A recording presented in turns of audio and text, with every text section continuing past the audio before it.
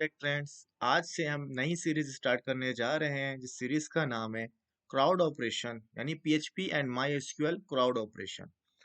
तो सबसे फर्स्ट एक बात बताता चलूं कि आज हमारा फर्स्ट पार्ट है और मैं घर से रिकॉर्डिंग कर रहा हूं, तो पीछे बैकग्राउंड में अगर कोई आवाज आ जाए तो उसको इग्नोर कर लेना, ठीक है। तो क्राउड ऑपरेशन बेसिकली क्या होता है? Create, read, update, delete. तो रीड को हम सम टाइम रिट्राइव भी बोलते हैं। अच्छा, इसमें हम क्या करेंगे कि पीएचपी जो हमारी वेब स्क्रिप्टिंग प्रोग्रामिंग लैंग्वेज है उसको यूज करते हुए हम माई एसक्यूएल के साथ क्राउड ऑपरेशन बनाएंगे। यानी हम पीएचपी के अंदर एक फाइल बनाएंगे एचटीएमएल का, ठीक, फॉर्म बनाएंगे सॉरी, और इस फॉर्म के जरिए हम डेटा इंसर्ट करेंगे माई एसक्यूएल डेटाबेस के अंदर। और उसके बाद हम क्या करेंगे, डेटा रिट्राइव करेंगे माई एसक्यूएल से अपने वेब पेज के अंदर शो करवाएंगे। उसके बाद हम डेटा को डिलीट करना सीखेंगे अपने वेबसाइट से, और उसके बाद डेटा को अपडेट करना यानी एडिट करना सीखेंगे। तो लेट्स चलो स्टार्ट करते हैं। आज के लेक्चर के अंदर हम पढ़ेंगे किस तरह से हम डेटाबेस बनाते हैं और उसके साथ साथ टेबल किस तरह से बनाएंगे, ठीक है। तो मैं इसको थोड़ा सा डिटेल में आपको समझाता चलूं। तो सबसे फर्स्ट काम आपको क्या करना होगा कि आपको अपना वेब सर्वर जो है उसको इंस्टॉल करना होगा। वेब सर्वर्स के लिए हम यूज कर रहे हैं जैम सर्वर, ठीक है। तो उसके लिए हम क्या करूंगा कि मैं जैम जो कंट्रोल पैनल है मेरा, मैं उसको ओपन करूंगा और जैम कंट्रोल पैनल के अंदर मैं दो चीजें स्टार्ट करूंगा। एक हमारे पास अपाची और सेकंड हमारे पास है माई एसक्यूएल। एरर दे रहा है तो इसका सोल्यूशन मेरे पास है। बेसिकली ये मेरा ओल्ड वर्जन था, तो लेटेस्ट जो नया वर्जन जो मेरे पास कंटिन्यू चल रहा है मैं उसको जाके ओपन करता हूँ यहाँ से, ठीक है। तो यहाँ से हम अपना जैम कंट्रोलर ओपन करेंगे। बेसिकली मेरे पास दो जैम इंस्टॉल है इसलिए थोड़ा सा कंफ्यूजन हो गया था। तो यहाँ से मैं क्या करूँगा, अपाची स्टार्ट किया मैंने। जो अपाची बेसिकली क्या होता है, एक वेब सर्वर है जो पीएचपी के जितने भी स्क्रिप्टिव के हैं उनको एग्जीक्यूट करता है, ठीक है। जैसे सी लैंग्वेज और जावा के लिए हमें किस चीज़ की नीड होती है, कंपाइलर की। तो सेम इसी तरीके से वेब स्क्रिप्टिंग लैंग्वेजेस जितने भी हैं उनके लिए आपको वेब सर्वर की नीड होती है। तो मैंने अपाची स्टार्ट किया, उसके बाद मैंने माई एसक्यूएल भी स्टार्ट कर दिया। अब नेक्स्ट स्टेप में हम कहाँ आएंगे, सबसे पहले इसको यहाँ पे क्लोज कर लेते हैं क्योंकि हमारे बैकग्राउंड में हमारा सर्वर जो है वो रनिंग के अंदर है। उसके लिए मुझे कहाँ जाना पड़ेगा, अपने वेब ब्राउजर को ओपन करना है। वेब ब्राउजर को ओपन करने के बाद आपको क्या लिखना होगा, लोकल होस्ट स्लैश डैशबोर्ड। इस यूआरएल से आप कहाँ पहुंच जाओगे, पीएचपी माई एडमिन के डैशबोर्ड के अंदर। तो फिर उसके बाद आपको जाना है पीएचपी माई एडमिन। बेसिकली जो हमारा माई एसक्यूएल डेटाबेस है उसको हम पीएचपी माई एडमिन के साथ ये क्या करते हैं, एक्सेस करते हैं, ठीक है। तो इसलिए मैं कहाँ पे गया, पीएचपी माई एडमिन के अंदर चला गया। यहाँ पे आने के बाद ये बिल्कुल लेआउट जो पीएचपी माई एडमिन का डैशबोर्ड है ये आपके सामने आ गया है। बेसिकली आपका माई एसक्यूएल डेटाबेस है। अब इसके अंदर लेफ्ट साइड पे जो आपको दिखाई दे रहे होंगे सारे के सारे हमारे पास क्या है, डेटाबेसेस हैं, ठीक है। अब इसमें से कोई भी डेटाबेस आप सिलेक्ट कर सकते हो। अगर आपको अपना बनाना है तो आपके पास दो ऑप्शन है, यहाँ पे एक न्यू का ऑप्शन है और सेकंड अब यहाँ पे देखो मेन्यू के अंदर आपके पास डेटाबेस लिखा हुआ। इसके ऊपर हमने क्लिक किया। यहाँ पे अब मैं क्या करता हूँ, पीएचपी क्राउड ऑपरेशन, ठीक है। तो इसके नाम से मैंने क्या किया, एक डेटाबेस बना दिया। अब इस डेटाबेस के अंदर जो हमारे पास देखो लेफ्ट साइड में बन के आ गया है पीएचपी क्राउड वाले डेटाबेस के ऊपर हमने क्लिक किया। क्लिक करने के बाद अब हमारे सामने देखो क्या ऑप्शन आ रहे हैं। सबसे फर्स्ट तो यहाँ पे आ रहा है no tables found in database, यानी अभी तक आपके डेटाबेस के अंदर कोई भी टेबल अवेलेबल नहीं है। फिर आप क्या करोगे, टेबल नेम एक डिसाइड करेंगे, मैंने लिखा आइटम्स, ठीक है। तो उसके बाद आपसे पूछा जा रहा है कि कितने नंबर ऑफ कॉलम्स आपको इस टेबल के अंदर बनाने हैं। टेबल्स बेसिकली क्या होता है, combination of rows and columns होते हैं जो नॉर्मली आप एमएस एक्सेल के अंदर भी यूज कर रहे होगे, एचटीएमएल के अंदर भी हमने पढ़ा था। तो बेसिकली क्या करते हैं, कॉलम्स नेम सिलेक्ट करते हैं। मैं 3 कॉलम्स नेम सिलेक्ट करता हूँ, क्रिएट।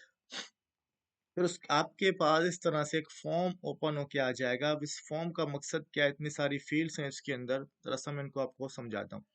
तो यहाँ अभी फिलहाल मैं आपको सिर्फ ये समझाऊंगा जो फील्ड्स आपके काम के होंगे, सिर्फ उनको समझाऊंगा, डिटेल नहीं जाऊंगा क्योंकि डेटाबेस का एक बिल्कुल अलग कोर्स होता है, ठीक है। तो सबसे फर्स्ट क्या हमारे पास, नेम। तो नेम में हमने दिया कि आइटम आईडी, ठीक है। उसके बाद सेकंड आपके पास आता है डेटा टाइप।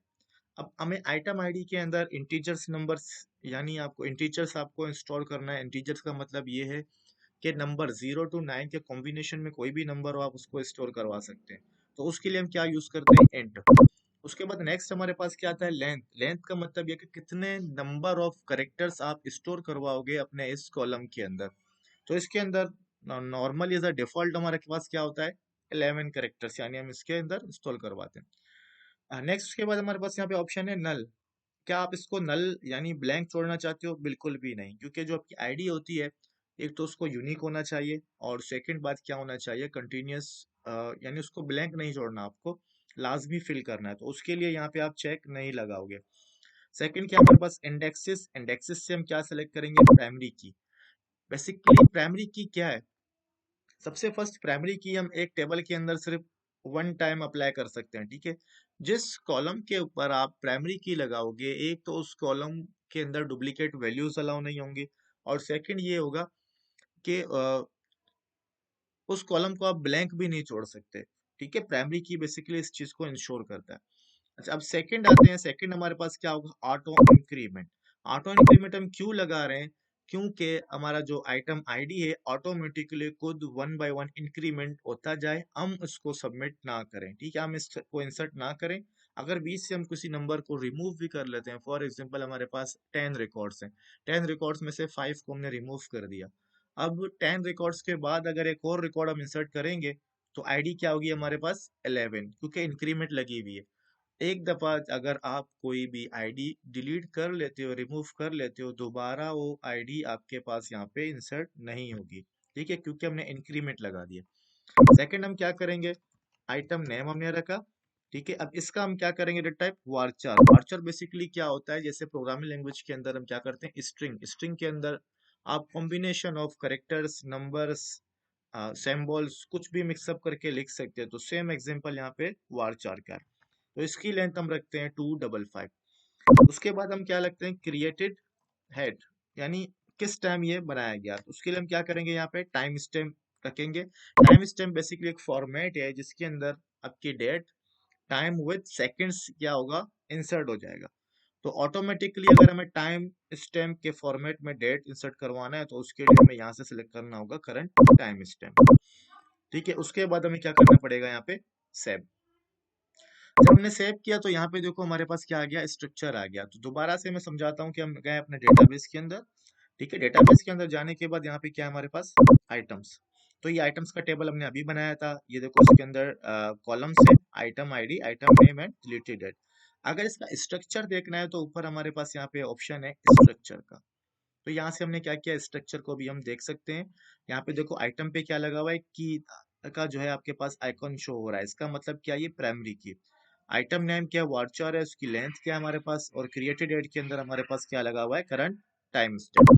और यहाँ पे देखो हमने क्या किया, ऑटो इंक्रीमेंट लगा दिया है आइटम आईडी पे। तो यहाँ तक हमारा जो है टेबल बन चुका है। इसके बाद हम क्या करेंगे, यहाँ पे इंसर्ट का ऑप्शन हमारे पास है। हम क्या करेंगे, डेटा को इंसर्ट करेंगे। जैसे मैंने यहाँ पे लिखा लैपटॉप, ठीक है, और यहाँ पे मैंने क्या लिखा, कंप्यूटर्स। अब यहाँ पे हमारे पास जस्ट कितने रिकॉर्ड इंसर्ट करवा रहा हूँ मैं, दो। यहाँ से गो करेंगे। गो करने के बाद दोबारा जब ब्राउज पे क्लिक करेंगे, तो यहाँ पे हमारे पास देखो दो रिकॉर्ड्स हमारे टेबल्स के अंदर आ चुके हैं। तो आज के लेक्चर के लिए इतना ही।